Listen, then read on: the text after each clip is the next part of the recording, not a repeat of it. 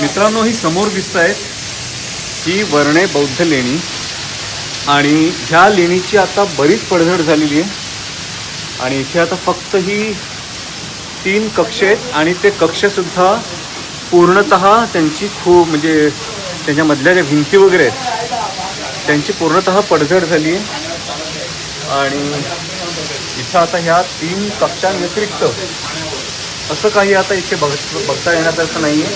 ह्या कक्षामध्ये आपण पाहू शकतो की आतल्या साईडला पण एक छोटासा कक्ष आहे, पण त्याचीही पुरती पडझड झालेली आहे.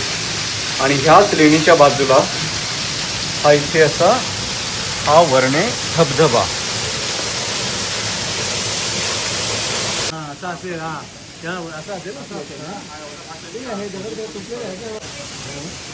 लेणीच्या ह्या कोपऱ्यामध्ये सुद्धा कोणामध्ये सुद्धा एक लेणी आहे, पण आता तिकडे मातीचा गाळ साचल्यामुळे ते आता पुरतं बुजलंय.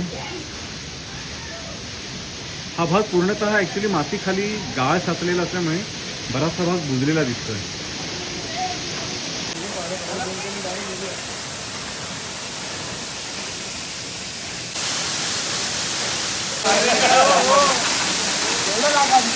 वर्णे बौद्ध लेणी ही साधारण 5व्या-6व्या शतकातली लेणी आहे, पण ही थोडीशी अपूर्ण स्वरूपात दिसतात.